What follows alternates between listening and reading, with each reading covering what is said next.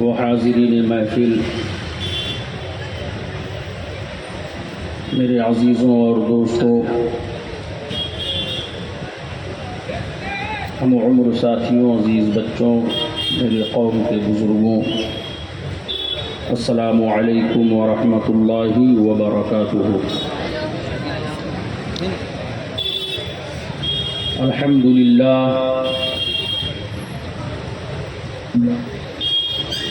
لله الذي أبضع الأفلاك والأرضين، الصلاة والسلام على سيد الأنبياء والمرسلين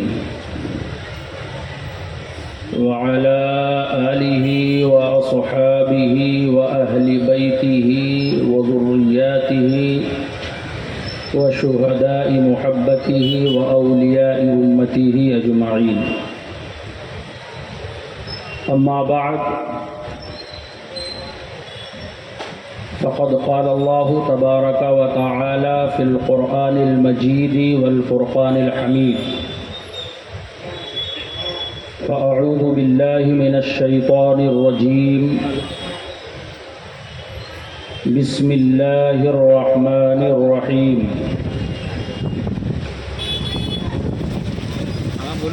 محمد رسول الله والذين معه أشداء على الكفار رحماء بينهم تراهم ركعا سجدا يبتغون فضلا من الله ورضوانا، آمنت بالله صدق الله العظيم وصدق رسوله النبي الكريم،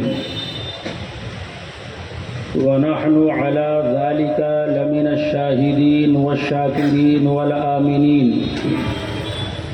والحمد لله رب العالمين۔ آئیے ہم تمامی حاضرین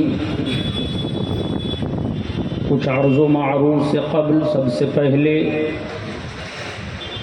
اپنی اور ساری کائنات کے مرکز عقیدت حضور سید عالم فخر بنی آدم، صبح کائنات کے شمس الضحیٰ، شام کائنات کے بدر الدجا،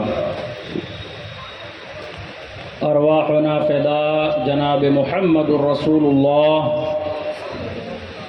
علیہ التحیۃ والثناء صلی اللہ تعالی علیہ وآلہ وسلم کی بارگاہ مقدسہ میں انتہائی ادب و احترام کے ساتھ، عقیدت و محبت کے ساتھ درود شریف کا نذرانِ عقیدت پیش کر لیں اور بلند آواز سے درود پاک پڑھیں۔ اللہم صلی علی سیدنا شفیعنا نبینا مولانا وملجانا محمد معدن الجود والکرم وعلى آلہ الکرام وابنہ الکریم وبارک وسلم، صلاۃ و سلاما علیک یا رسول اللہ، صلاۃ و سلاما علیک یا حبیب اللہ، صلی اللہ تعالی علیہ وآلہ وسلم۔ غوث اعظم بمن بے سر و ساما مدد، قبلہ دی مدد، کعبہ و ایما مدد، لی خمسۃ عطفی بہا حر الوباء الحاطمہ، المصطفیٰ والمرتضیٰ وابناہما والفاطمہ، بگردہ بے بلا افتاد کشتی، ضعیفان و شکستارا کو کشتی، بحق خواجہ عثمان ہارونی مدد کن یا معین الدین چشتی۔ عزیزان ملت اسلامیہ، بحمدہ تعالی ہم اور آپ قابل صد احترام ہیں، لائق مبارکباد و تحسین ہیں کہ ہم اور آپ اپنے قیمتی وقت کو اللہ اور اس کے رسول اور اس کے نیک بندوں کی محفل میں شامل ہو کر کے اپنے وقت کو گزار رہے ہیں۔ یہ ذکر شہدائے کربلا رضی اللہ تعالی عنہم اجمعین کی محفل پاک ہے۔ یقیناً اس محفل میں شرکت کرنے والا خوش نصیب ہوتا ہے۔ میرے عزیزوں اور دوستوں، اللہ وحدہ لا شریک نے اپنے محبوب صلی اللہ تعالی علیہ وسلم کو تمام کائنات کا نبی اور رسول بنا کر کے بھیجا، اور حضور صلی اللہ تبارک و تعالی علیہ وسلم نے اپنے عہد میں ہی، دور نبوی میں ہی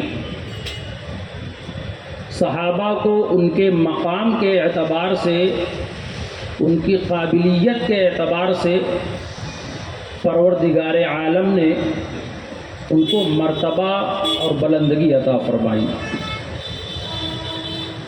اور اللہ کے رسول کی دعا سے صحابہ کی افضلیت میں اور چار چاند لگتے گئے۔ یقین مانیے اسی محرم الحرام کے مہینے میں بہت ساری محفلیں ایسی بھی ہوتی ہیں جہاں پر اہل بیت رضی اللہ تعالی عنہم اجمعین کے نام پر غلط تواریخ کو بیان کر کے لوگوں کے ذہن و دماغ میں ایک فطور بھر دیا جاتا ہے اور ان کو ورغرا دیا جاتا ہے۔ لیکن الحمدللہ اہل سنت کا ہی وہ واحد اسٹیج ہے، وہ واحد ممبر ہے جہاں سے شہدائے کربلا کا بھی تذکرہ ہوتا ہے اور اہل بیت کا بھی تذکرہ ہوتا ہے، اس کے ساتھ ساتھ صحابہ کا بھی تذکرہ ہوتا ہے۔ یہ مقام، وہ مرتبہ سنیوں کو اللہ تبارک و تعالی نے بخشا ہے۔ عزیزان ملت اسلامیہ، پروردگار عالم نے اپنے بندوں کو قرآن مقدسہ میں جگہ جگہ نصیحت فرمائی۔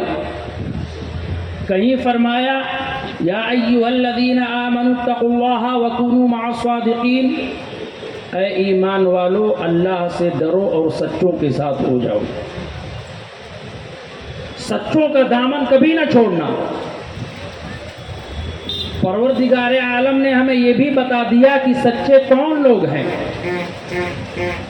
تو قرآن کہتا ہے اولئک الذین انعم اللہ علیہم من النبیین والصدیقین والشہداء والصالحین وحسن اولئک رفیقا۔ سچے وہ لوگ ہیں جس پر اللہ تبارک و تعالی کا انعام و اکرام ہوا ہے۔ کون ہے؟ نبیین کی ذات ہے، صدیقین کی ذات ہے، شہداء کی ذات ہے، صالحین کی ذات ہے، اور ان کے ساتھ بھلائی کرنے والوں کی ذات ہے۔ آج جو میرا موضوع سخن ہے، خلیفہ سوم حضرت عثمان غنی رضی اللہ تعالی عنہ کی ذات بابرکات ہے۔ عزیزان ملت اسلامیہ، آپ تاریخ کا مشاہدہ کریں،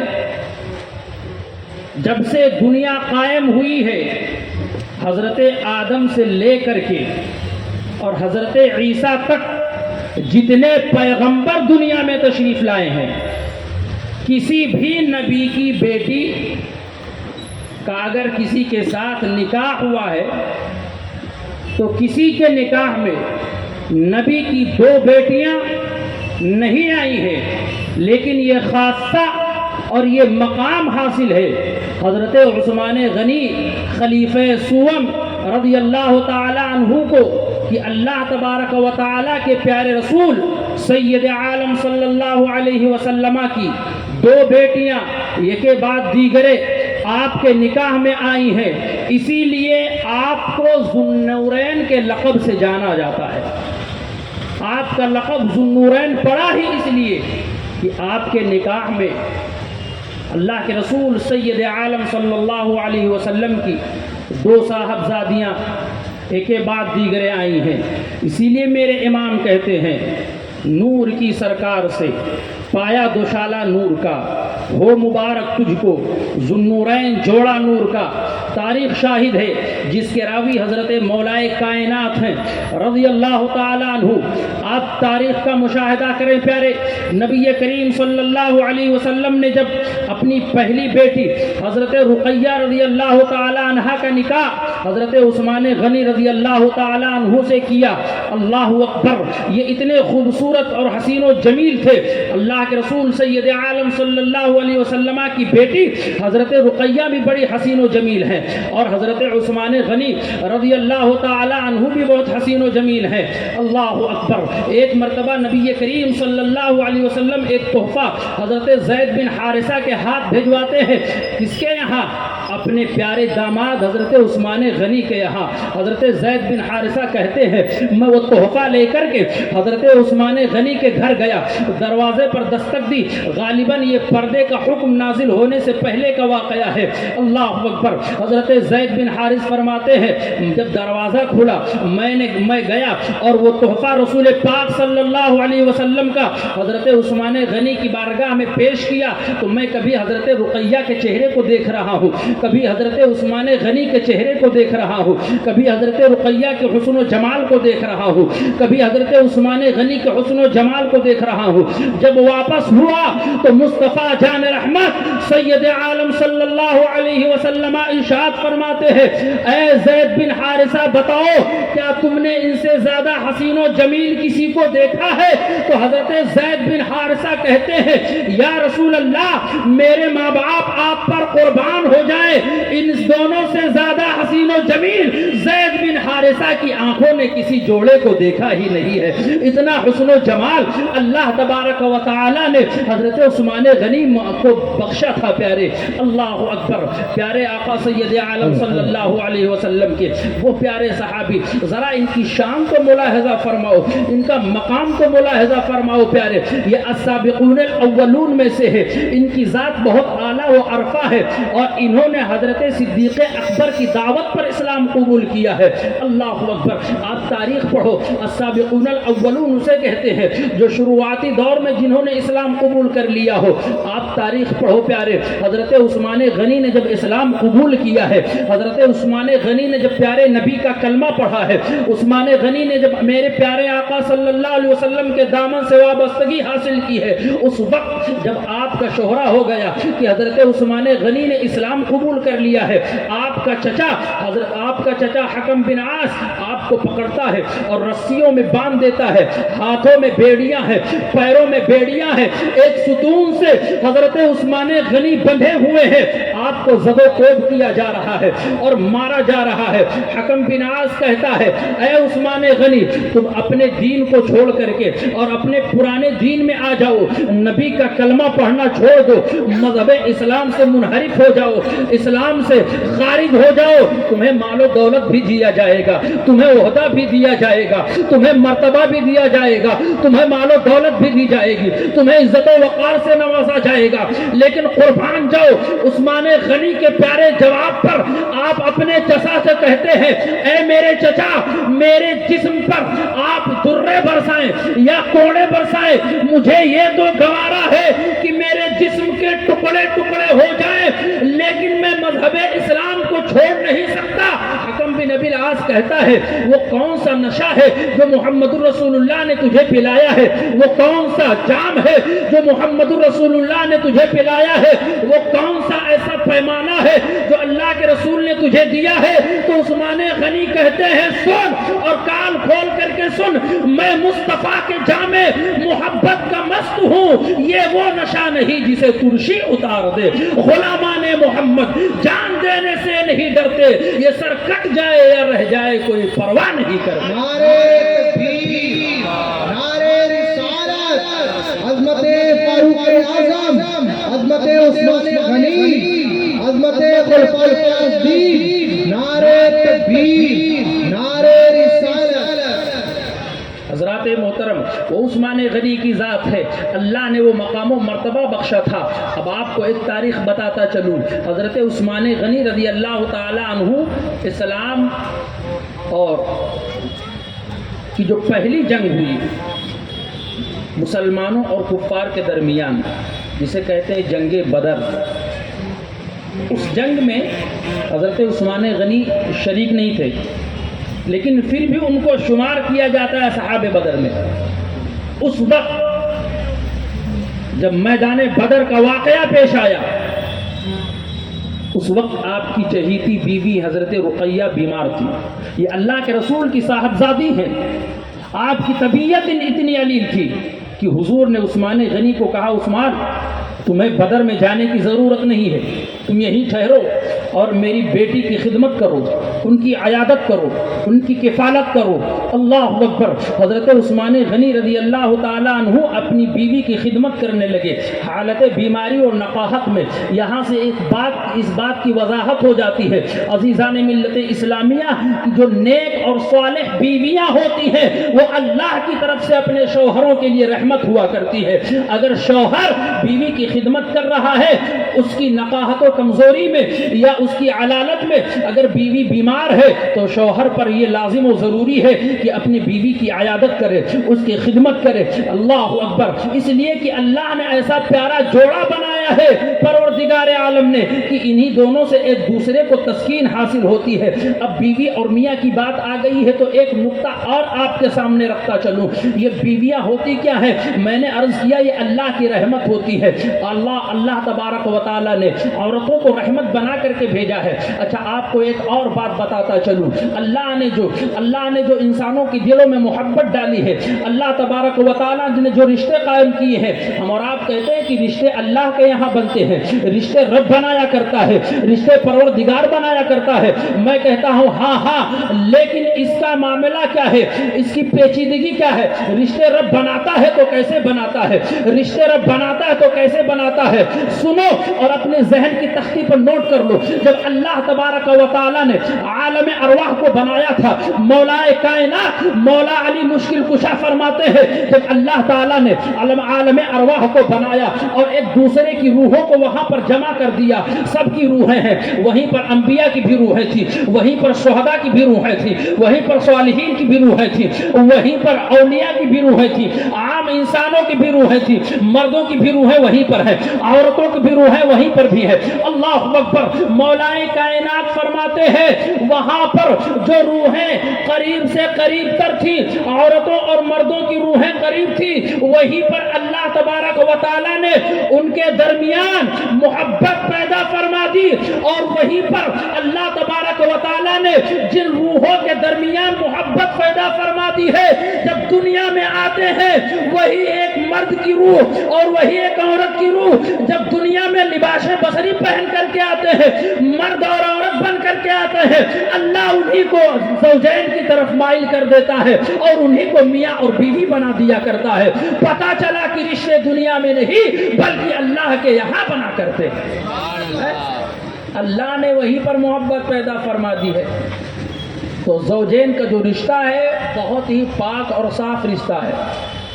حضرت عثمان غنی رضی اللہ تعالیٰ عنہ کو اللہ کے رسول سید عالم صلی اللہ علیہ وسلم نے ان کی خدمت پر مامور فرمایا تھا، اور جب حضور میدان بدر سے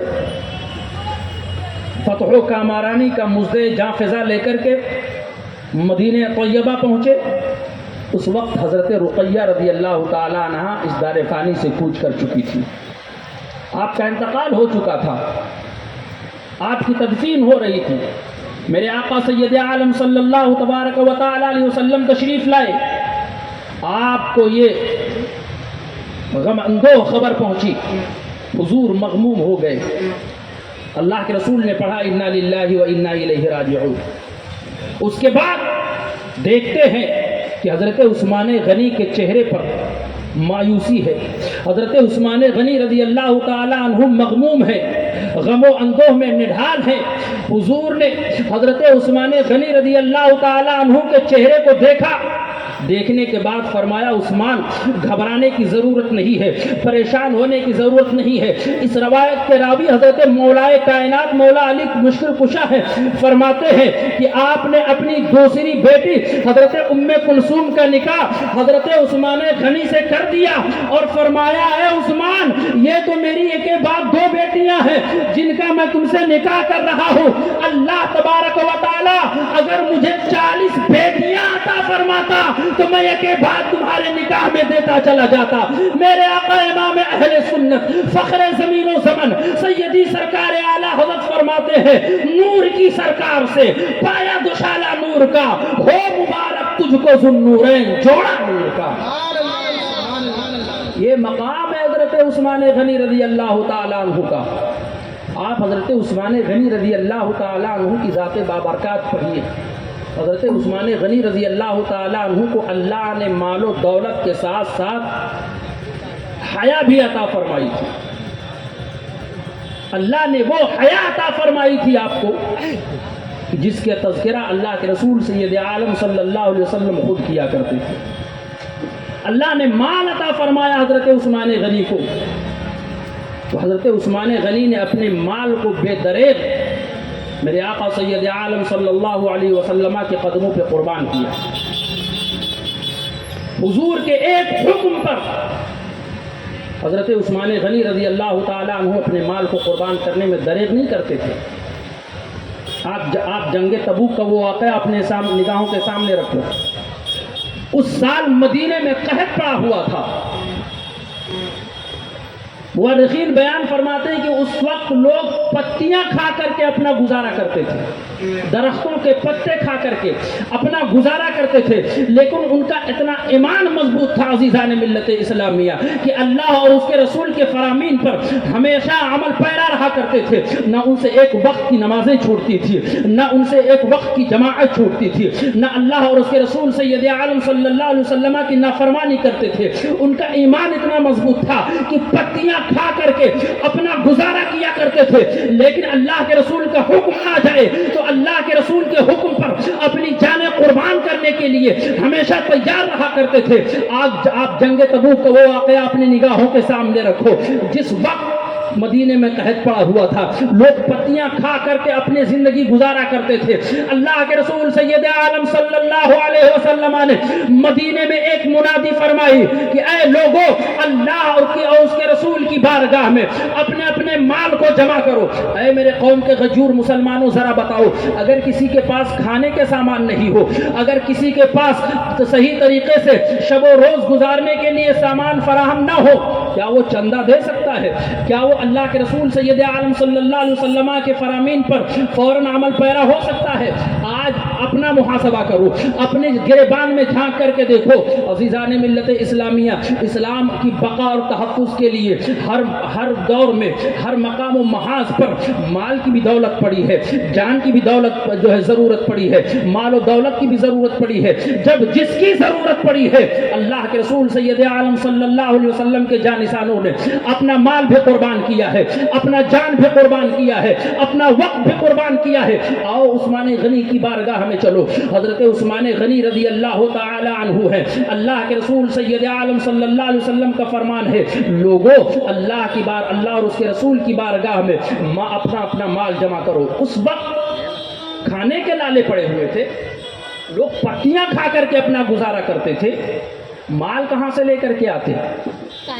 जरूरत थी माल की, जब खाने के लिए नहीं है तो माल कहां से लेकर के आएंगे?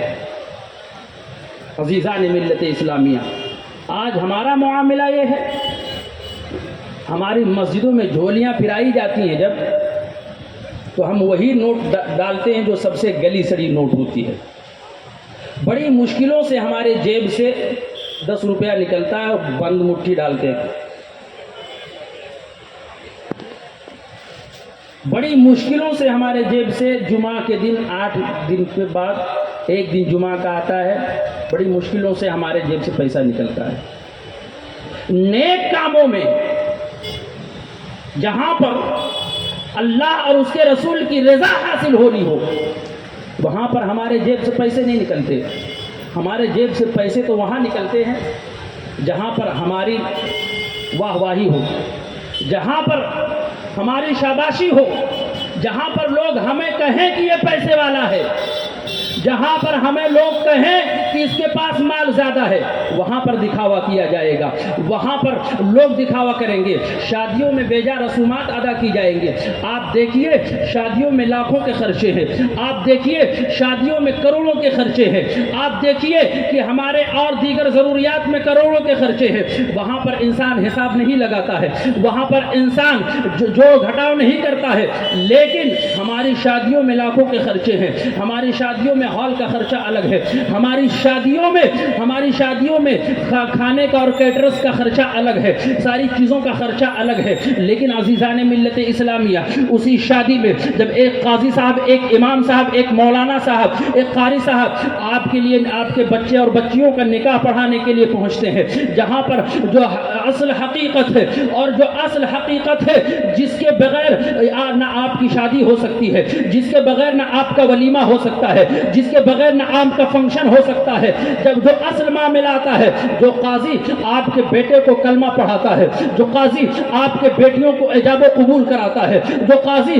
سنت رسول اللہ کی ادائیگی کرواتا ہے، جب اس کے ہدیے کی باری آتی ہے تو بڑی مشکلوں سے جیب سے 1000-2000 نکلتے ہیں، اور اگر قاضی صاحب کچھ کہہ دیں تو آپ کا منہ جیسے غبارہ پھول جایا کرتا ہے، منہ پھول جاتا ہے، کہتے ہیں حضرت اتنا کہاں سے ہو گیا؟ پتہ چلا قوم سب کچھ تو چاہتی ہے، قوم ہر چیزیں چاہتی ہے، قوم کا ہر جو ہے ہر اعتبار، ہر معیار کے لوگ، ہر فنکشن کے ہر لوگ، ہر جو ہے قوم کے ہر لوگ مالدار ہو، قوم کے ہر شعبے کے لوگ مالدار ہو، قوم کے ہر یونٹی کے لوگ مالدار ہو، قوم کے ہر سوسائٹی کے لوگ مالدار ہو، لیکن یہ نہیں چاہتا ہے کہ امام صاحب بھی مالدار ہو، کوئی یہ نہیں چاہتا ہے ہمارے قوم کا عالم بھی مالدار ہو، کوئی یہ نہیں چاہتا ہے ہمارے بچوں کو قرآن کریم کی تلاوت کرانے والا، قرآن کا علم سکھانے والا بھی مالدار ہو۔ آؤ ذرا اللہ کے رسول کی بارگاہ میں چلو، اللہ کے رسول سید عالم صلی اللہ علیہ وسلم، دنیا میں مالدار کون ہے؟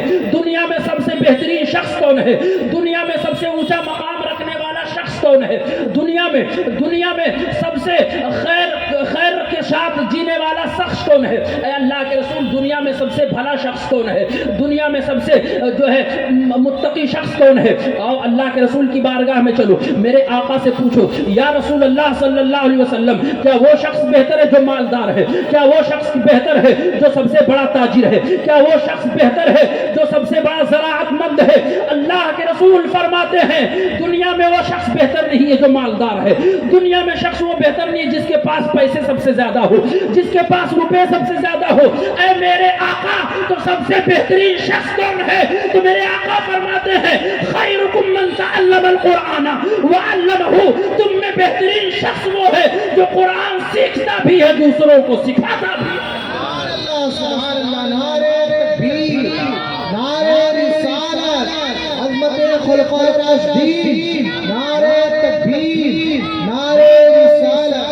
پتہ چلا کہ بہترین شخص وہ ہے جو قرآن پڑھتا بھی ہے، دوسروں کو پڑھاتا بھی ہے، قرآن کا علم سیکھتا ہے اور قرآن کا علم دوسروں کو سکھاتا ہے۔ تو میرے آقا نے تو یہ فرمایا تھا کہ دنیا میں بہترین وہی ہیں جو قرآن کا علم رکھتے ہیں، دنیا میں بہترین وہی ہیں جو قرآن کا علم سکھاتے ہیں، دنیا میں بہترین وہی ہیں جو قرآن کا علم بانٹتے ہیں اور خود پڑھتے ہیں، دوسروں کو پڑھاتے ہیں۔ عزیزان ملت اسلامیہ، میں سیدنا عثمان غنی کی ذات آپ کے سامنے رکھ رہا ہوں۔ لوگ چندہ دینے کے لیے آگے پیچھے ہو رہے ہیں، لیکن عزیزان ملت اسلامیہ، حضرت عثمان غنی کی ذات پڑھو۔ میں عرض کر رہا تھا جھگڑا ہے تو صرف اور صرف قاضی کے نذرانے پر جھگڑا ہے، جھگڑا ہے تو صرف اور صرف عالم کے نذرانے پر جھگڑا ہے۔ اللہ اکبر، تم نے لاکھوں کا خرچہ کر دیا تب تمہیں شریعت نے یاد نہیں آئی، تمہیں کروڑوں کا خرچہ کر دیا تب تمہیں شریعت کا حکم یاد نہیں آیا، اور تم کو جب نذرانہ دینا ہوتا ہے قاضی صاحب کا تو کہتے ہو کہ قرآن و حدیث میں کہاں لکھا ہوا ہے کہ اتنا نذرانہ دیا جائے۔ میں تم سے پوچھتا ہوں قرآن و حدیث میں یہ کہاں لکھا ہوا ہے کہ کروڑوں کا خرچہ کرو؟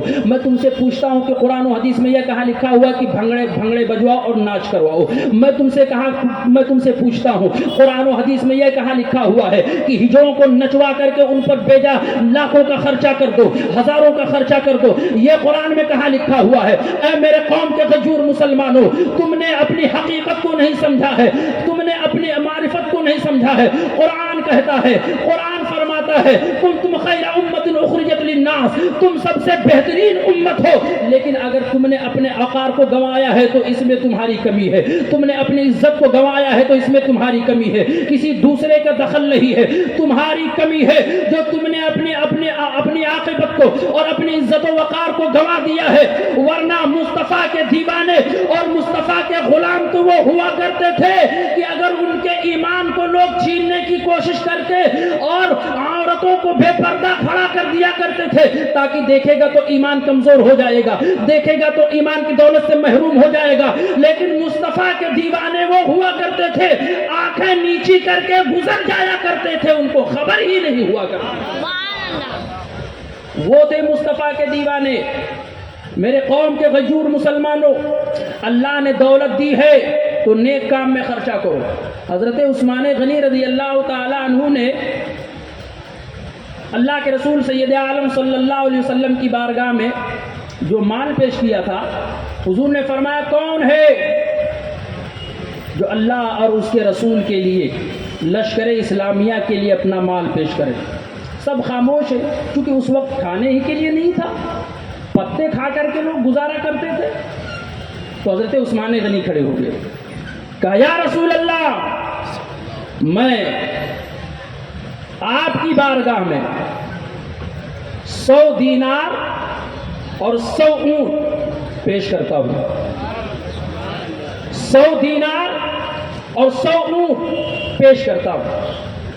حضرت عثمان غنی بیٹھ گئے، پھر میرے آقا سید عالم صلی اللہ علیہ وسلم نے آواز لگائی، کون ہے جو اسلام کی بقا اور تحفظ کے لیے، لشکر اسلامیہ کے لیے اللہ کی بارگاہ میں اپنا مال پیش کرے؟ سب کی زبانیں خاموش۔ حضرت عثمان غنی کھڑے ہو گئے، کہا یا رسول اللہ، میں 200 دینار اور 200 اونٹ اللہ کی بارگاہ میں پیش کر رہا ہوں۔ 200 دینار سونے کا سکہ ہوا کرتا تھا۔ اب ایک اونٹ کی قیمت آج کے دور میں آپ لگا لیجئے کتنا ہوتا ہے۔ عزیزان ملت اسلامیہ، حضرت عثمان بیٹھ گئے، پھر میرے آقا نے تیسری بار فرمایا، کون ہے جو لشکر اسلامیہ کی مدد کے لیے، اللہ کی رضا کے لیے اپنے مال کو پیش کرے؟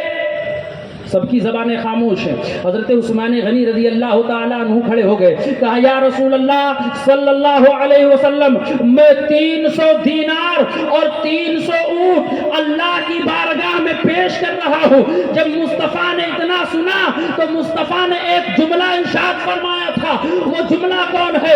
سنو اور اپنے ایمان کو تازگی بخشو۔ میرے آقا فرماتے ہیں، ما علی عثمان ما عمل بعد هذه، ما علی عثمان ما عمل بعد هذه۔ میرے آقا فرماتے ہیں کہ عثمان کی وہ ذات ہے کہ آج کے بعد سے عثمان کوئی نوافل پڑھے یا نہ پڑھے، نفلی روزے رکھے یا نہ رکھے، نفلی زکات صدقہ و خیرات کرے یا نہ کرے، یہی ایک عمل ان کے مدارج علیاء کے لیے، ان کے مدارج و بلندی کے لیے اللہ نے صبح قیامت تک کے لیے کافی و شافی کر دیا۔ یہی ایک عمل ان کے مدارج علیاء کے لیے کافی ہے۔ حضور نے 2 بار فرمایا، ما علی عثمان ما عمل بعد هذه، یہی ایک عمل۔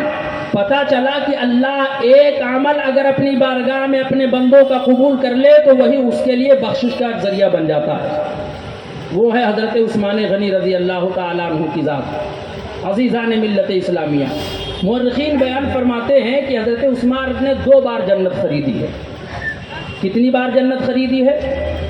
2 بار جنت خریدی ہے حضرت عثمان غنی رضی اللہ تعالیٰ عنہ۔ ایک بار جیسے عشرہ کے وقت، دوسری بار جب مدینے میں میرے آقا سید عالم صلی اللہ علیہ وسلم تشریف لائے، اس وقت مدینہ شریف میں صرف ایک ہی کنواں تھا جس کا پانی میٹھا تھا، جسے بئر روما کے نام سے جانتے تھے۔ حضور سید عالم صلی اللہ علیہ وسلم کے صحابہ پانی خریدا کرتے تھے، کیونکہ مسلمانوں کو پانی کی زیادہ ضرورت، وضو کرنے کے لیے پانی کی ضرورت، غسل کرنے کے لیے پانی کی ضرورت، 5 وقتہ نماز میں وضو کی ضرورت پڑتی ہے تو اس کے لیے پانی کی ضرورت۔ اور وہ کنواں ایک یہودی کا تھا، وہ یہودی پانی کو مہنگے داموں میں بیچا کرتا تھا۔ تو حضرت عثمان غنی رضی اللہ تعالیٰ عنہ نے دیکھا کہ مسلمانوں کو دقت ہو رہی ہے۔ حضور کے فرمان پر حضرت عثمان غنی رضی اللہ تعالیٰ عنہ نے اس کنویں کو 12,000 درہم پر آدھا کنواں خریدا، 12,000 درہم پر۔ اب آپ سوچئے کہ درہم چاندی کا سکہ ہوتا ہے، ایک سکہ 3 ماشے کا ہوتا ہے، آپ اندازہ لگائیے کہ آج کی تاریخ میں اس کی قیمت کتنی ہوگی۔ 12,000 درہم پہ آدھا کنواں خریدا۔ آدھا کنویں کا مطلب یہ ہے ایک دن مسلمان پانی بھریں گے، ایک دن یہودی پانی بھرے گا، ایک دن مسلمان پانی بھریں گے، ایک دن یہودی پانی بھرے گا۔ تو مسلمانوں کو چونکہ پانی کی زیادہ ضرورت تھی، اس لیے مسلمانوں کو پانی کی زیادہ ضرورت تھی، پانی زیادہ بھر لیا کرتے تھے۔ یہودی نے دیکھا کہ اس میں ہمارا تو گھاٹا ہے، اس میں ہمارا نقصان ہے، اللہ اکبر۔ پھر حضرت عثمان غنی نے اس آدھے کنویں کو بھی 8,000 درہم دے کر کے اور خرید لیا، اور خریدنے کے بعد میں 20,000 درہم میں اس کنویں کو خریدا۔ اب ہونا تو یہ چاہیے تھا کہ انسان جب بھرتی لگاتا ہے تو اس سے نفع حاصل کرتا ہے، انسان جب دولت کے ذریعے سے مال لگاتا ہے تو مال سے منافع حاصل کرتا ہے، یہ اس کا حق ہے اور وہ حق حاصل کر سکتا ہے، وہ کما سکتا ہے اس سے۔ لیکن قربان جاؤ، حضرت عثمان غنی رضی اللہ تعالیٰ عنہ کی ذات پر بارگاہ مصطفیٰ میں پہنچے، اور پہنچنے کے بعد فرمایا یا رسول اللہ، میں نے وہ کنواں پورا کا پورا خرید لیا ہے۔ یا رسول اللہ صلی اللہ علیہ وسلم، میری ایک جستجو ہے، میری ایک آرزو ہے، میری ایک خواہش اور تمنا ہے۔ مصطفیٰ فرماتے ہیں عثمان وہ تمنا کیا ہے؟ میرے آقا سید عالم صلی اللہ علیہ وسلم کے وہ پیارے صحابی حضرت عثمان فرماتے ہیں یا رسول اللہ، آج کے دن میں نے یہ کنواں مسلمانوں کے نام پر وقف کر دیا ہے، جب تک دنیا باقی رہے گی مسلمان اس کنویں سے فائدہ حاصل کرتے رہیں گے، مسلمان اس کنویں سے وضو بھی بناتے رہیں گے اور غسل بھی کرتے رہیں گے۔ نعرہ تکبیر، نعرہ رسالت، عظمت عثمان غنی، فیضان خلفاء الراشدین، نعرہ تکبیر، نعرہ رسالت۔ 20,000 درہم میں حضرت عثمان غنی رضی اللہ تعالیٰ عنہ نے وہ کنواں خریدا اور مسلمانوں کے نام وقف کر دیا، ہبہ کر دیا۔ میرے عزیزوں اور دوستوں، ذرا غور کرو کہ اللہ تبارک و تعالیٰ نے اتنا مال حضرت عثمان غنی رضی اللہ تعالیٰ عنہ کو عطا فرمایا تھا۔ میں آپ کو بتاؤں، حضرت عثمان غنی رضی اللہ تعالیٰ عنہ ایک بار بارگاہ مصطفیٰ میں پہنچے، کہا یا رسول اللہ صلی اللہ علیہ وسلم، میں آپ کی بارگاہ میں ایک عریضہ لے کر کے آیا ہوں یا رسول اللہ۔ میرے آقا فرماتے ہیں وہ عریضہ کیا ہے؟ میں آپ کی بارگاہ میں ایک آرزو لے کر کے آیا ہوں میرے آقا۔ میرے آقا فرماتے ہیں وہ آرزو کیا ہے؟ عثمان غنی کہتے ہیں یا رسول اللہ، آپ اللہ کی بارگاہ میں دعا کر دیجئے کہ اللہ میرے مال میں کمی واقع کر دے۔ آج ساری دنیا مال کمانا چاہتی ہے، ساری دنیا دولت جمع کرنے کے چکر میں ہے۔ انسان ہر دن روز نئے نئے خواب دیکھ رہا ہے، روز نئے نئے خواب دیکھ رہا ہے، کروڑ پتی بننے کا خواب، لاکھ پتی بننے کا خواب، اور اب تو ہماری قوم کا نوجوان راتوں رات کروڑ پتی بننے کا خواب دیکھ رہا ہے، ڈریم 11 پہ پیسے لگا رہا ہے، مائی 11 سرکل پہ پیسے لگا رہا ہے، اور راتوں رات کروڑ پتی بننے کا خواب دیکھ رہا ہے۔ وہ یہی سوچ رہا ہے کہ اب جیتوں گا، وہی سوچ رہا ہے کل جیتوں گا، پرسوں جیتوں گا۔ لیکن اے میرے قوم کا نوجوان، اے میرے قوم کا غیور مسلمان، سن، یہ جو تو سٹے بازی کر رہا ہے، ڈریم 11 پہ پیسے لگا رہا ہے، مائی 11 سرکل پہ پیسے لگا رہا ہے، شریعت اسلامیہ نے اس کو ناجائز و حرام قرار دیا ہے۔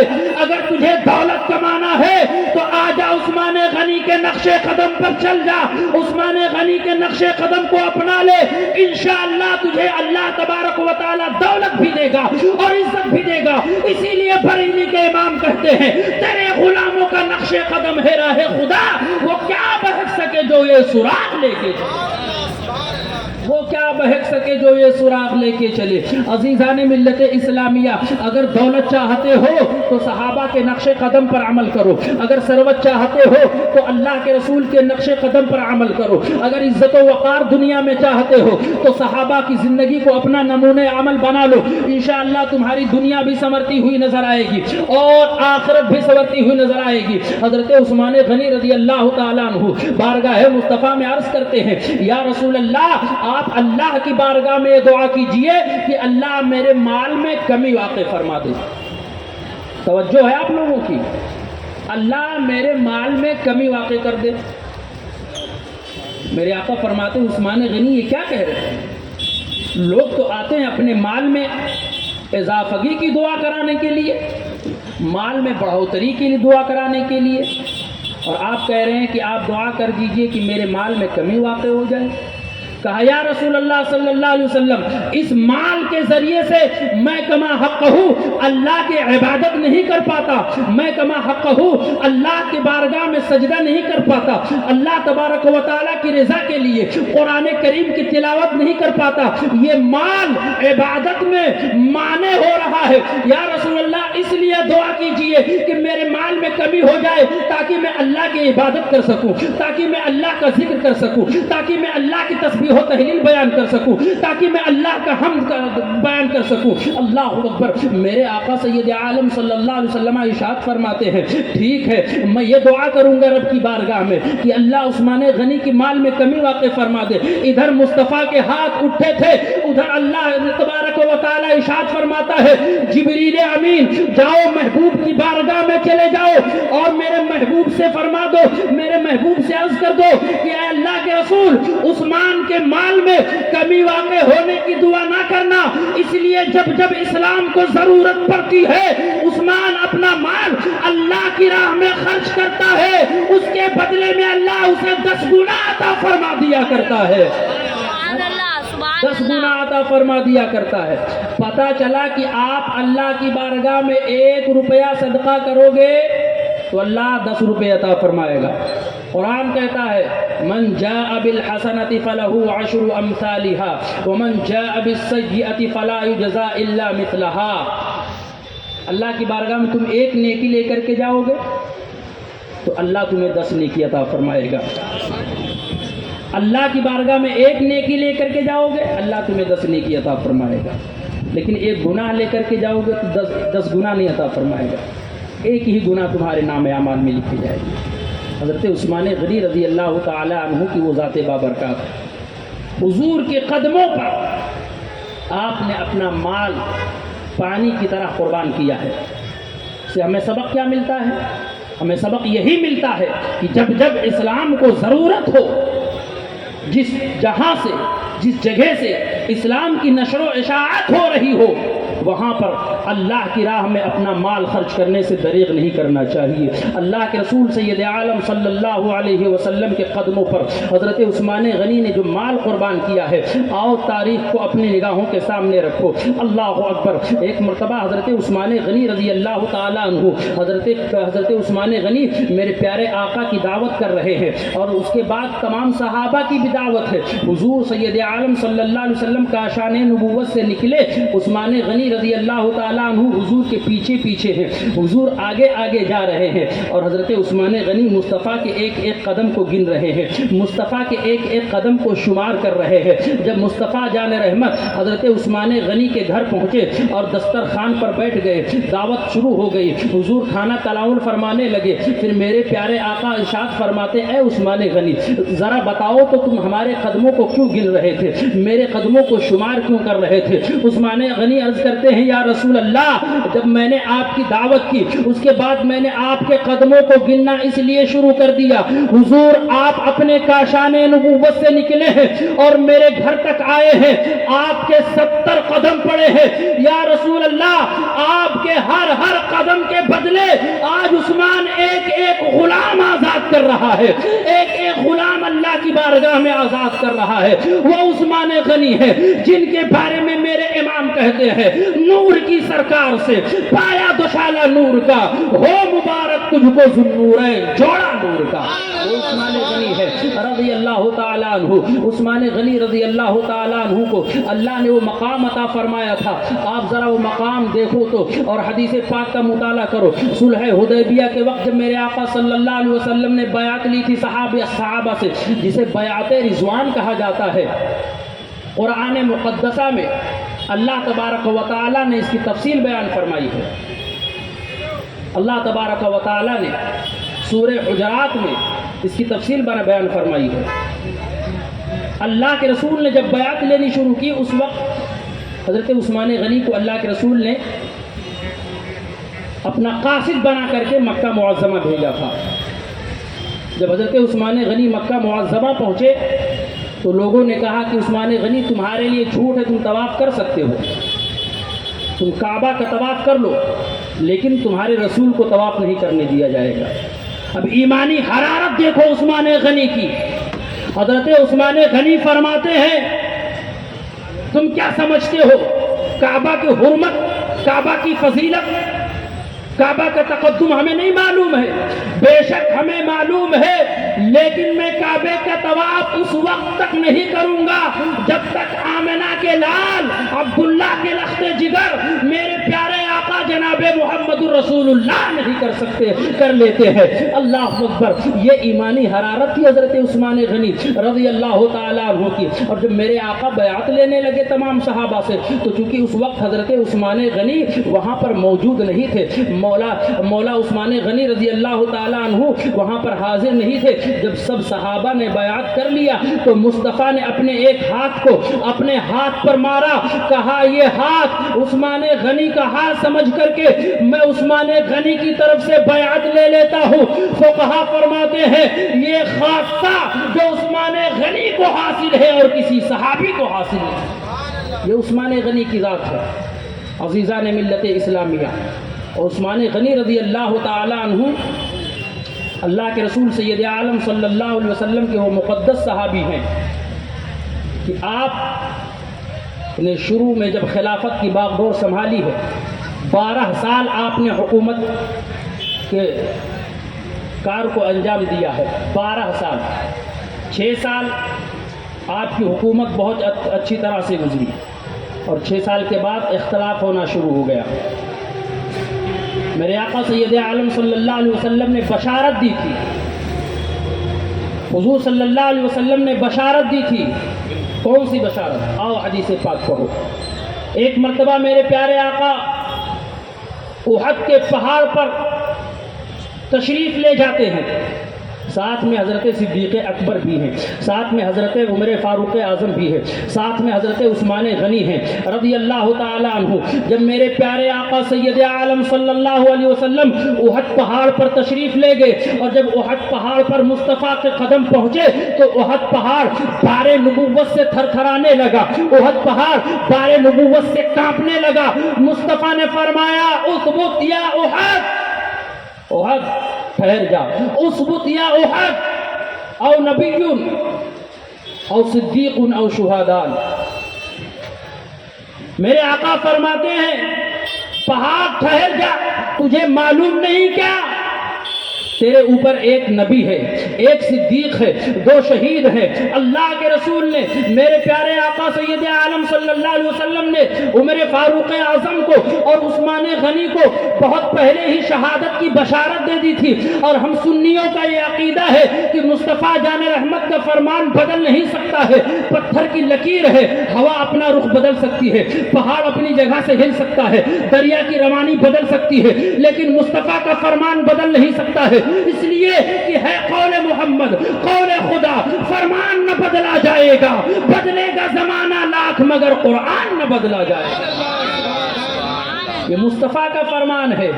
مصطفیٰ نے فرما دیا تھا کہ اے احد پہاڑ، تیرے اوپر ایک صدیق ہے، تیرے اوپر ایک نبی ہے، تیرے اوپر 2 شہید ہیں، لہٰذا تو تھرتھرانا بند کر دے، تو کانپنا بند کر دے۔ احد پہاڑ تھرتھرایا کیوں تھا، کانپا کیوں تھا؟ اس لیے کہ مصطفیٰ جان رحمت صلی اللہ علیہ وسلم کا بار نبوت پہاڑ بھی برداشت نہیں کر سکتا ہے۔ عزیزان ملت اسلامیہ، نبی اللہ تبارک و تعالی اپنے مخصوص اور چنندہ بندوں کو بناتا ہے، نبوت سے سرفراز فرماتا ہے۔ عزیزان ملت اسلامیہ، میرے پیارے آقا صلی اللہ علیہ وسلم نے بشارت دی تھی کہ اے عثمان تمہیں شہید کیا جائے گا، اے عمر تمہیں شہید کیا جائے گا۔ تو ان دونوں حضرات نے سن کر کے بارگاہ مولا میں دعا کی، مولا تبارک و تعالی تیرا لاکھ لاکھ شکر ہے کہ اللہ تبارک و تعالی تیرے فضل و کرم سے ہمیں شہادت کا جام نوش فرمانا ملے گا۔ عزیزان ملت اسلامیہ، وہ صحابہ کا ایمان تھا جو اتنا کامل اور اتنا پختہ تھا، اتنا مضبوط تھا۔ حضرت عثمان غنی رضی اللہ تعالیٰ عنہ کی ذات بابرکات کو پڑھو مسلمانوں، جب آپ نے خلافت کے باغڈور کو سنبھالا ہے، 12 سال آپ نے خلافت کے امور کو جو ہے سنبھالا ہے، 6 سال بہت اچھے طریقے سے آپ نے خلافت سنبھالی، اس کے بعد جب 6 سال کا عرصہ گزرا، آپ کے خلافت میں جو ہے فوراً اختلاف پیدا ہونا شروع ہو گیا۔ جب اختلاف پیدا ہوا عزیزان ملت اسلامیہ، جب آپ نے عبداللہ ابن سرح کو مصر کا گورنر مقرر فرمایا، ایک شخص ہے، جب آپ نے گورنر مقرر فرمایا تو کیونکہ یہ ظالم و جابر شخص تھا، مصر کی عوام پر اس نے ظلم و تشدد کرنا شروع کر دیا، تو وہاں کے لوگوں نے خط لکھا کہ عبداللہ ابن سرح کو یہاں سے معزول کر دیا جائے، کسی دوسرے گورنر کو مقرر کیا جائے تاکہ ہم لوگوں کے ساتھ عدل و انصاف ہو سکے۔ حضرت عثمان غنی کے پاس وہ خط پہنچا، آپ نے فوراً وہاں پر ایک شورا قائم کی، ایک مجلس قائم کی، کہا تم لوگ جس کو بہتر سمجھو اس کو اپنا گورنر مقرر کر لو، میں اس کے نام فوراً تحریر لکھ دیتا ہوں۔ تمام لوگوں کی رائے، تمام لوگوں کا اجماع اس بات پر تھا کہ حضرت محمد بن ابو بکر، جو حضرت ابو بکر صدیق رضی اللہ تعالیٰ عنہ کے صاحبزادے ہیں، ان کو مصر کا گورنر مقرر کیا جائے۔ الغرض آپ کو فوراً آپ کے نام رقعہ لکھ دیا گیا، آپ کے نام خط لکھ دیا گیا، اور آپ مصر کے لوگوں کے ساتھ مصر کی طرف روانہ ہوئے۔ ابھی آپ مصر کے آدھے راستے میں تھے، آپ کا قافلہ آدھے راستے میں تھا کہ دیکھا کہ ایک غلام بہت تیزی کے ساتھ آ رہا ہے، اونٹنی پر سوار ہے۔ آپ کے قافلے کے لوگوں نے اس غلام کو پکڑ لیا، پکڑنے کے بعد اس کے پاس ایک مشکیزہ تھا جو سوکھا تھا، پانی نہیں تھا اس میں، مشکیزہ چھینا، اور چھیننے کے بعد جب اس مشکیزے کو کھولا تو اس میں ایک خط تھا جس میں لکھا ہوا تھا عبداللہ ابن سرح کے نام، جب محمد بن ابو بکر مصر پہنچے تو ان کو قتل کر دینا اور تم اپنی گورنری جاری رکھنا۔ یہ غلام کس کا تھا؟ دیکھا کہ یہ غلام تو عثمان غنی کا ہے، اونٹنی عثمان غنی کی ہے، خط پہ جو مہر لگی ہوئی ہے وہ بھی عثمان غنی کی ہے۔ اللہ اکبر۔ محمد بن ابو بکر اپنے قافلے کے ساتھ فوراً وہاں سے پلٹے، اور جو مصر جا رہے تھے اب مدینہ تشریف لانے لگے، مدینے کی جانب رواں دواں ہے۔ مدینہ پہنچ کر کے آپ نے صحابہ کی جماعت کو اکٹھا کیا، وہ خط سب کے سامنے رکھا، حضرت عثمان غنی رضی اللہ تعالیٰ عنہ سے فرمایا کہ یہ تحریر آپ کی ہے، یہ غلام آپ کا ہے، یہ مہر آپ کی ہے۔ حضرت عثمان غنی فرماتے ہیں یہ غلام میرا ہے، یہ اونٹنی میری ہے، یہ تحریر میری نہیں ہے، یہ مہر بھی میری ہے، لیکن تحریر میری نہیں ہے، میں نے خط نہیں لکھا ہے۔ جب بہت اصرار کے بعد میں لوگوں نے تفتیش کی اس کی، اس غلام نے کہا کہ میں مروان کا غلام ہوں۔ یہ سب کیا دھرا مروان بن حکم کا تھا جو فتنے باز تھا۔ عزیزان ملت اسلامیہ، پھر محمد بن ابو بکر نے صحابہ کرام سے کہا کہ عثمان غنی نے میرے قتل کا ارادہ کیا ہے، لہٰذا فیصلہ تو یہ ہونا چاہیے کہ میں ان کو قتل کر دوں۔ صحابہ نے اس معاملے کو سلجھایا اور سلجھانے کے بعد اپنے اپنے گھروں کو چلے گئے، لیکن محمد بن ابو بکر نے اپنے ان 40 قافلے والوں کے ساتھ حضرت عثمان غنی کے گھر کا گھیراؤ کر لیا۔ عزیزان ملت اسلامیہ، جب حضرت عثمان غنی کے گھر کا گھیراؤ کیا گیا، عثمان غنی رضی اللہ تعالیٰ عنہ اپنے گھر میں ہے، صحابہ کی جماعت حاضر ہوئی اور کہا عثمان غنی اگر آپ کہیں تو یہ وہی لوگ ہیں جو ایک وقت تھا کہ ہماری تلواروں سے کانپا کرتے تھے، جو لرزہ بر اندام ہو جایا کرتے تھے، ابھی ان کی اوقات یاد دلا دی جائے گی۔ عثمان غنی کا پیارا جواب سنو، حضرت عثمان غنی فرماتے ہیں میں نہیں چاہتا کہ میری وجہ سے اسلام کے ماننے والوں میں خوریزی ہو، اسلام کے ماننے والوں میں قتل و قتال ہو، لہذا میری وجہ سے نہ جنگ کی جائے گی، نہ قتل و قتال کیا جائے گا، نہ جدل و جدال کیا جائے گا۔ عزیزان ملت اسلامیہ، آپ نے لوگوں کو سمجھایا، صحابہ کرام کی جماعت چلی گئی، پھر لوگوں نے کیا کیا، حضرت عثمان غنی کے اوپر تیر برسانا شروع کیا۔ مولا کائنات نے اس وقت اپنے دونوں صاحبزادوں کو، حضرت امام حسین کو، حضرت امام حسن کو رضی اللہ تعالیٰ عنہ کو مولا عثمان غنی کے دروازے پر پہرے داری کرنے کے لیے لگا دیا اور کہا کہ اے حسن اے حسین سن لو، عثمان غنی کو کوئی تکلیف نہ پہنچنے پائے۔ جو لوگ آج کہتے ہیں کہ حضرت علی کے ساتھ ناانصافی ہوئی اور خلافت کو جبراً ان خلفائے ثلاثہ نے اپنے آپ لے لیا، میں کہتا ہوں مولا کائنات کی وہ ذات تھی، اللہ نے وہ مقام و مرتبہ عطا فرمایا تھا کہ مولا علی اگر نہ چاہتے تو ان سے خلافت کوئی لے ہی نہیں سکتا تھا، وہ طاقت و قوت عطا فرمائی تھی اللہ تبارک و تعالی نے حضرت مولا کائنات کو، اور اللہ کے رسول نے اپنے بعد خلفائے ثلاثہ کو خلافت سے نوازا۔ کیوں؟ ہر کام میں اللہ اور اس کے رسول کے کام میں حکمت ہے۔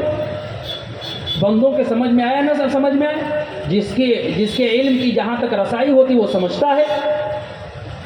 اگر مولا علی ہی پہلے خلیفہ بن جاتے تو چونکہ حضرت ابو بکر صدیق کا وصال حضرت مولا کائنات سے پہلے ہونا تھا، حضرت عمر فاروق اعظم کا وصال مولا کائنات سے پہلے ہونا تھا، حضرت عثمان غنی کا وصال مولا کائنات سے پہلے ہونا تھا، تو اللہ کے رسول نے اپنے بعد ان خلفائے ثلاثہ کو خلافت کی ذمہ داری اور خلافت کا مقام اس لیے عطا فرمایا کہ میرے بعد یہ لوگ خلافت سے میرے محروم نہ رہ جائیں، یہ بھی میرے خلیفہ بن جائیں، عمر بھی میرے خلیفہ بنے، عثمان بھی میرے خلیفہ بنے، اور اس کے بعد سب سے آخر میں مولا کائنات میرے خلیفہ بنیں گے۔ اللہ اکبر۔ حضرت مولا کائنات نے اپنے صاحبزادوں کو جمع کیا اور کہا عثمان غنی کو کوئی تکلیف نہ پہنچنے پائے۔ عزیزان ملت اسلامیہ، حضرت عثمان غنی رضی اللہ تعالیٰ عنہ کے گھروں کا محاصرہ کر لیا گیا۔ رات کی تاریکی میں چپکے سے حضرت عثمان غنی کے گھر میں دوسرے کے گھر سے داخل ہو کر کے چھت سے بلوائی اندر داخل ہوئی، جس میں حضرت محمد بن ابو بکر بھی تھے، حضرت ابو بکر صدیق رضی اللہ تعالیٰ عنہ کے صاحبزادے گئے، عثمان غنی کی داڑھی پکڑ لیا اور کہا تم نے میرے قتل کی سازش کی ہے۔ عثمان غنی رضی اللہ تعالیٰ عنہ نے فرمایا قسم ہے اس خدا وحدہ لا شریک کی جس کے قبضے قدرت میں میری جان ہے، نہ میں نے وہ تحریر لکھی تھی نہ میں نے وہ مہر لگائی تھی، یہ سب ایک سازش کے تحت معاملہ ہو رہا ہے۔ عثمان غنی فرماتے ہیں اے محمد بن ابو بکر، اگر آج آپ کے باپ زندہ ہوتے تو جو یہ معاملہ تم میرے ساتھ کر رہے ہو ایسا معاملہ نہ پیش کر سکتے۔ حضرت محمد بن ابو بکر فرماتے ہیں جیسے ہی میں نے سنا میرے جسم کے رونگٹے کھڑے ہو گئے، میں نے فوراً اپنے ہاتھ کو کھینچ لیا اور گھر سے باہر آ گیا۔ لیکن عزیزان ملت اسلامیہ، حضرت عثمان غنی پر پانی بند کر دیا گیا۔ وہی عثمان غنی جس نے بئر روما کو خرید کر کے مسلمانوں کے نام وقف کیا تھا، وہی عثمان غنی جس نے بلا دریغ اللہ اور اس کے رسول کی رضا کے لیے اپنی دولت کو پانی کی طرح بہا بہایا تھا وہی عثمان غنی پر آج پانی بند کر دیا گیا ہے, کھانا بند کر دیا گیا. عزیزان ملت اسلامیہ, لیکن یہ اللہ تبارک و تعالیٰ کا وفادار بندہ, یہ اللہ کے رسول کا وفادار صحابی اپنی ذات کی وجہ سے مسلمانوں میں قتل و غارت گری نہیں ہونے دے رہا ہے. عزیزان ملت اسلامیہ, وقت ہو چکا ہے, میں مختصراً آپ کی شہادت آپ کے سامنے عرض کر دیتا ہوں. مختصراً انشاءاللہ پھر تفصیل کے ساتھ کبھی موقع ملا تو عرض کروں گا. عثمان غنی رضی اللہ تعالیٰ عنہ کو جب شہید کیا گیا, وہ دو شخص تھے, بلوائی تھے. آپ پر تلوار جب تانی گئی تو اس وقت حضرت عثمان غنی رضی اللہ تعالیٰ عنہ قرآن کریم کی تلاوت کر رہے تھے, قرآن پڑھا جا رہا تھا. آج ہمارے اوپر مصیبت آتی ہے, ہم ڈپریشن کا شکار ہو جاتے ہیں, ہمیں نیند نہیں آتی ہے تو نیند کی گولیاں کھاتے ہیں, ہم پر پریشانی آتی ہے تو ہم میں ایسی بے چینی اور گھبراہٹ ہوتی ہے, ہم ادھر ادھر بھاگتے ہیں. اور العیاذ باللہ اب تو معاملہ یہاں تک پہنچ گیا ہے کہ انسان نشے کی گولیاں کھاتا ہے, نشہ کر کے اپنے ذہن کو سکون بخشنا چاہتا ہے, لیکن اس میں صرف اور صرف تمہاری تباہی و بربادی ہے. ہمیں اس پر عمل کرنا ہے جو صحابہ نے ہمیں عطا فرمایا ہے, جو صحابہ کے نقش قدم سے ہمیں ملا ہے, اس پر ہمیں عمل کرنا ہے. صحابہ نے ہمیں کیا بتایا ہے, اگر تم پر پریشانی آئی ہو, تم پر مصیبت آ رہی ہو تو تم قرآن کی تلاوت کر لینا. قرآن کی برکت سے اللہ تمہاری پریشانی کو بھی دور کر دے گا, تمہاری مصیبت کو بھی دور کر دے گا. قرآن کی برکتوں سے مصیبت بھی ٹلا کرتی ہے, پریشانیاں بھی ٹلا کرتی ہیں. قرآن کی برکتوں سے اللہ تعالیٰ انسان کو بلند مقام بھی عطا فرمایا کرتا ہے. عثمان غنی پڑھ رہے تھے فَسَيَكْفِيكَهُمُ اللَّهُ وَهُوَ السَّمِيعُ الْعَلِيمُ. اللہ تبارک و تعالیٰ کا پاک کلام پڑھتے پڑھتے حضرت عثمان غنی نے جام شہادت نوش فرمایا ہے, اور جام شہادت نوش فرمانے کے بعد میں اللہ کے رسول سید عالم صلی اللہ علیہ وسلم کی وہ حدیث مبارکہ صحیح ثابت ہوتی ہے جو مصطفیٰ نے فرمایا تھا, اے میرے قوم کے غیور مسلمانوں, آج کے اس محفل سے سبق حاصل کر کے جاؤ کہ عثمان غنی رضی اللہ تعالیٰ عنہ کے نقش قدم کو اپنانا ہے, اور جو سبق ہمیں عثمان غنی نے دیا ہے اس سبق پہ عمل پیرا ہونا ہے. میں دعوے کے ساتھ کہتا ہوں, اگر تم نے عثمان غنی رضی اللہ تعالیٰ عنہ کے نقش قدم کو اپنا لیا تو اللہ بھی تم سے راضی ہو جائے گا, اللہ کے رسول بھی تم سے راضی ہو جائے گا. عزیزان ملت اسلامیہ, اپنی دولت کو ایک مقصد کے لیے, مذہب اسلام کی بقا و تحفظ کے لیے, اس کی نشر و اشاعت کے لیے خرچ کرو, اپنے نام و نمود کے لیے صرف خرچ نہ کرو.